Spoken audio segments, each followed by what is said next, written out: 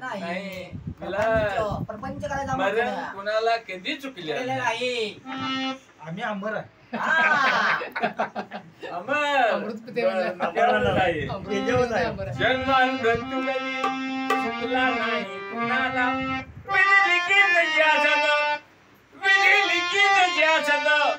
तसंच घडत विचार कर मानवा मनाला.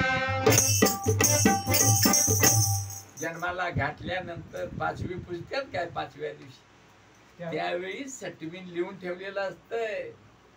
तुझं मरण कधी तू कसा जगणार तुझं काय काय कोण भजन करणार कोण रस्त्यात फिरणार.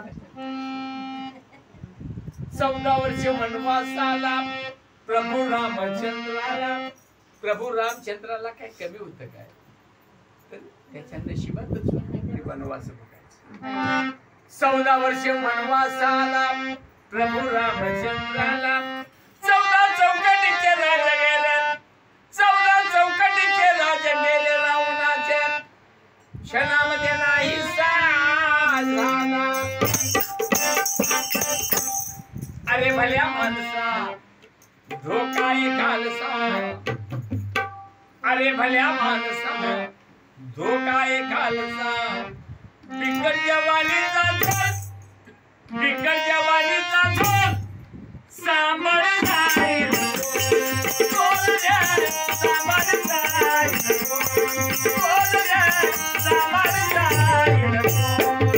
अरे भल्या माणसा धोका खालसा अरे भल्या माणसा धोका खालसा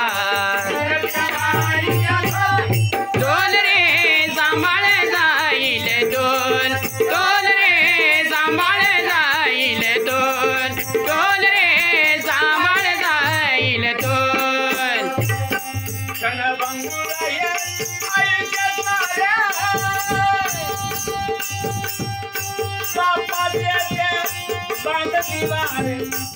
मानवा जायचे कसं आहे क्षणभंगूर आहे क्षणात आहे तर क्षणात नाही. आता उद्या बोलत आहे क्षणभंगूर ये आईचे सारे बापाचे बांध दिवाळे बापाचे बांध दिवाळे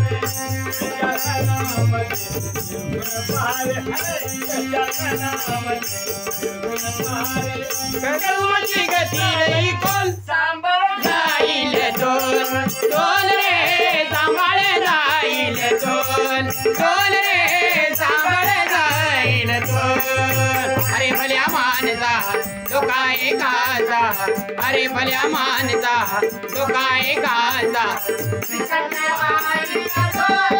डोल रे सांभाळ जाईल डोल डोल रे सांभाळ जाईल डोल डोल रे सांभाळ जाईल डोल. शंकरो या माईच भारी आज काय चाललंय शंका रोग फार वाईट आहे त्याच्यावर औषध नाही त्यामुळे रोज पेपरला ताजी बातमी असते बघा. नवऱ्यानं बायकोला मारली आता बायका नवऱ्याशी मारतात उलट थोड काय तसं शंका. एक वेळ रुक्मिणीने देखील पांडुरंगावर शंका घेतली विठ्ठलावर शंका घेतली. काय शंका घेतली तेव्हा म्हटली तुमचं जनी बरोबर काय नातं आहे मला आधी सांगायचं. सांगा महाराज असं काय घडलं पुढं मग. जनी बरोबर नातं काय हे सांगा. कृष्णाला अवघड वाटलं असणार आता सांगायला कारण रुक्मिणीने पाणी जरी मागितलं तरी तुमच्या जनीकडे जावा. कारण जनी विठ्ठलाची भक्ती नव्हती भक्ती आणि विठ्ठलाची जनाबाईवर फार भक्ती होती. दळू लागायचा कांडू लागायचा बर. आणि त्यामुळं रुक्मिणीला शंका आली. म्हणजे शंका रोग किती वाईट आहे बघा. बरोबर. प्रत्येक गोष्टीत तिनं पांडुरंगाला असं सत्य होतं. पांडुरंगाने जेवण मागितलं तुमच्या जनीकडनं घ्या. पानाचा इडा मागितला तुमची जनी आहेच की असं चालू केलं. मला फक्त तुमचं जनी बरोबरचं नातं सांगा म्हटली रुक्मिणी. त्यावेळी पांडुरंगाने सांगितलं जनी ही आपल्या मुलीप्रमाणे आहे म्हटल्यानंतर मग तिच्या डोक्यात प्रकाश पडला आणि मग तिच्या मनातली शंका दूर झाली. असा हा शंका रोग वाईट आहे. चला.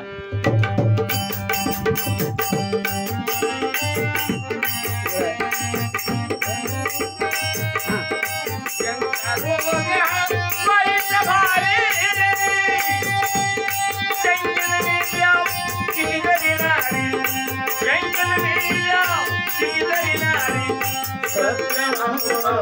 माझ्या पदरी संगे अनुभव माझ्या पदरी जीवन होई माझी बोल सांभाळ जाईल ढोल रे सांभाळ जाईल ढोल रे सांभाळ जाईल अरे भल्या मानजा तो काय गाजा अरे भल्या मानजा तो काय गाजा ढोल रे सांभाळ जाईल ढोल रे सांभाळ जाईल ढोल रे सांभाळ जाईल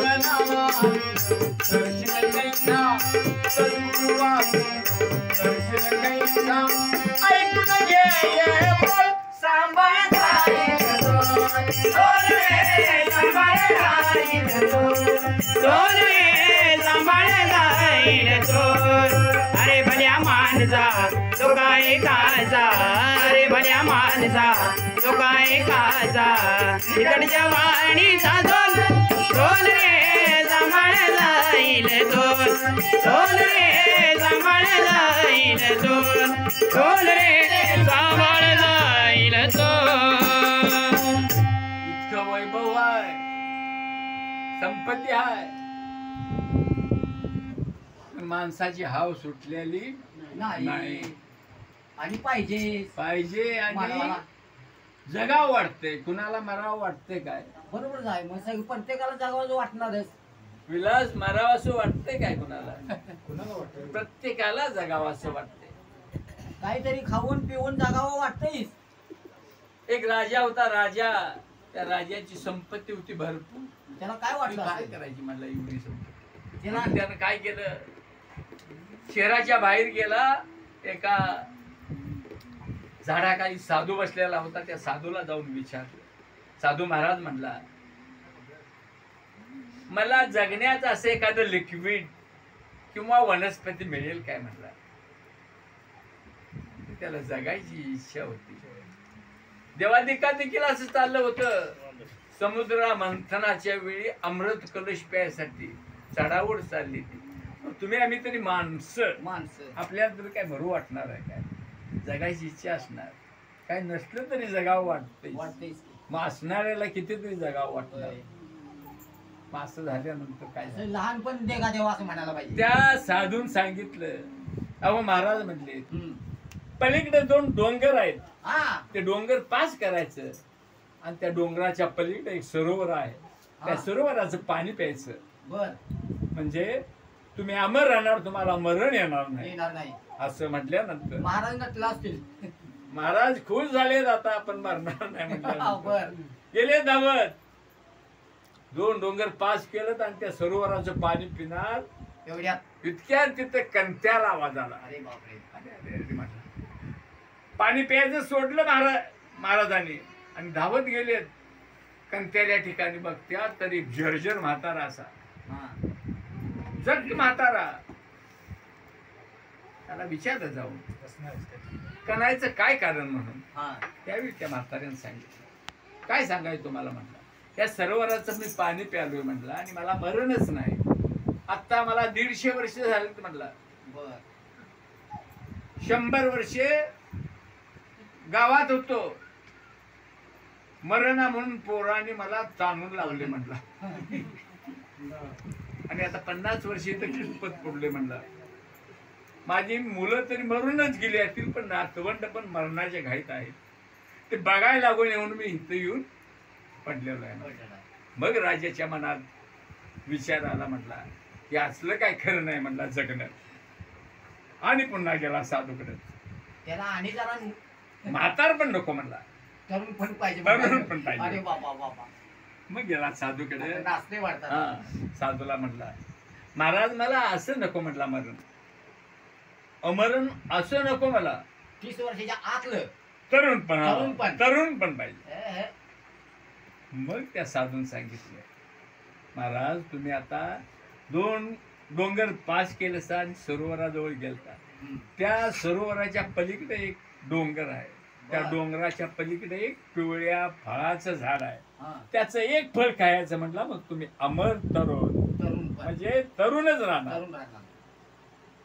असं म्हणल्यानंतर धावत गेला. राजा खुश झाला, आता माझी संपत्ती पण राहते आणि मला तरुण पण राहते. धावत गेल्यानंतर काय झालं, 2 पर्वत पास करून सरोवराच्या पलीकडे डोंगराच्या पलीकडे ते पिवळ्या फळाचं झाड होतं. ते फळ तोडून खाणार इतक्यात काय झालं, भांडणाचा आवाज आला. एवढ्या मोठ्या जंगलात कोण भांडते म्हणून तिकडे धावत गेला. बघतो तर 4 जण एक सारखीच. त्याच्या मनात वाटलं असेल, मला देवाने का खाऊ दिलं नाही फुल, असं बी त्याच्या मनाला वाटलं असेल. असं धावत गेला, बघतो तर ही 4 एक सारखी. का तर एक होता 150 वर्षाचा, त्याचा वडील होता 200 वर्षाचा, त्याचा वडील 250 वर्ष आणि त्याचा वडील 300 वर्ष. अशी 4 जणी तरुणच. का तर तिने ते फळ खायला आणि एकसारखी दिसायची, एकसारखीच, काहीच बदल नाही.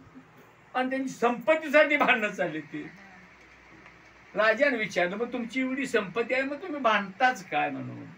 तर काय सांगायचं म्हटलं, गावामध्ये आमची रोजच्याला भांडणं चालू, गावकऱ्यांनी आम्हाला इकडे ताणून लावले म्हणला, म्हणून आम्ही आता जंगलात येऊन भांडत बसलो. मग राजा म्हणला, हे देखील काय खरं नाही म्हटला. आणि म्हणला, मरण हे माणसाला पाहिजे, मरण हाय म्हणून माया आहे विलास, नाहीतर कोण जमलं सुद्धा नसतं. माणसाचीच मारून टाकला असतं. कारण माणूस हा माया जाळात अडकलेला आहे. म्हणून मरण पाहिजे माणसाला. मरण हे महत्वाचं आहे. 100% सगळी जगली असती तर करायचं काय. माणसानं प्रपंच पहिला केला पाहिजे, पोरा बाळांचा सांभाळ केला पाहिजे. त्याला महत्व पटलं मरणाचं. आणि साधू महाराजाकडे पुन्हा राजा गेला आणि म्हटला, महाराज त्यानं पाय धरलं, महाराज मरणाचं महत्व तुम्ही समजावून मला सांगितलं, पटलं, पण आता काय केलं पाहिजे माणसानं मुक्ती मिळवायसाठी, कशी भक्ती केली पाहिजे. तर राम नाम घ्या म्हटला. राम नामाची ताकद आहे ती कशात. आता नाम कोणाचं घ्यायचं, तर रामाचं नाव घ्यायचं. कसं घ्यायचं,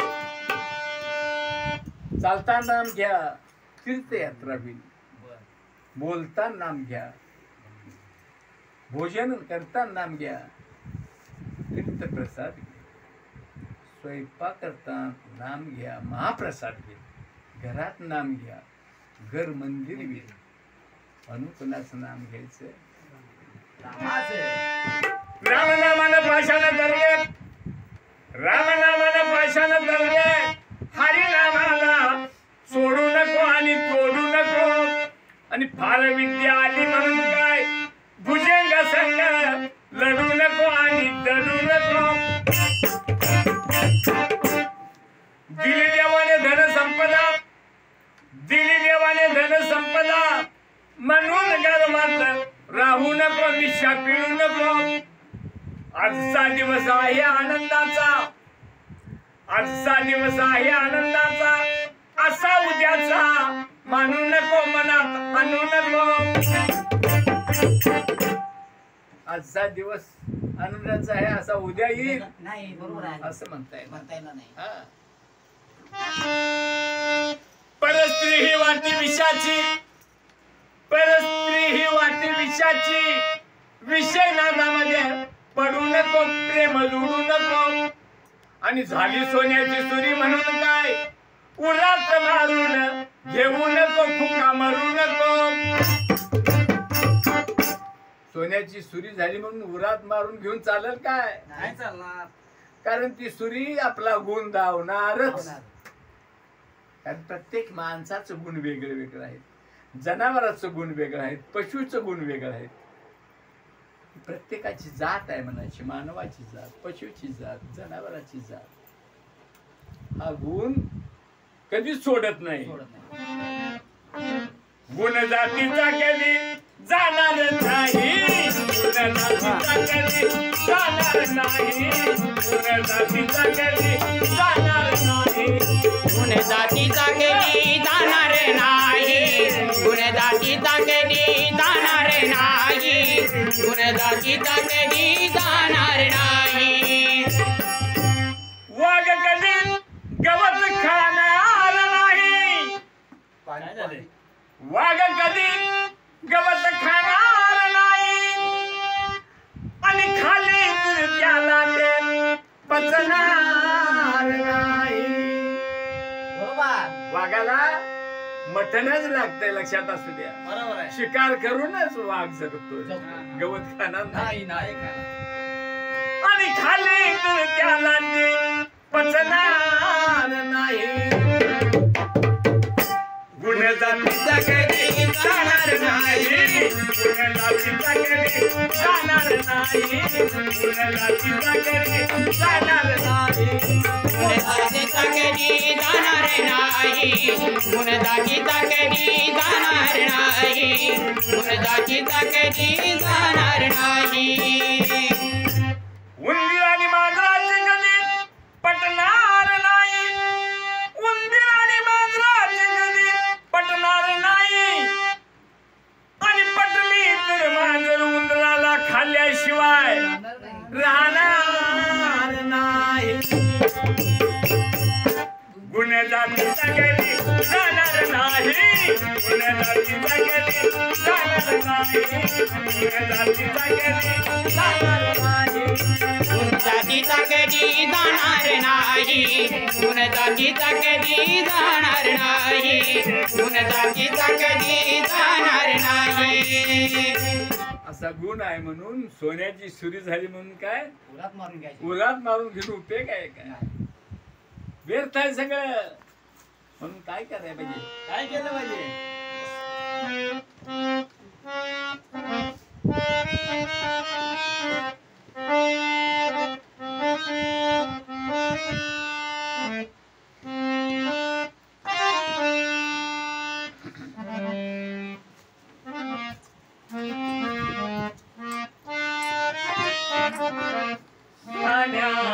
बोलू नको बारे, पुढचा विचार तू पहारे. बोलू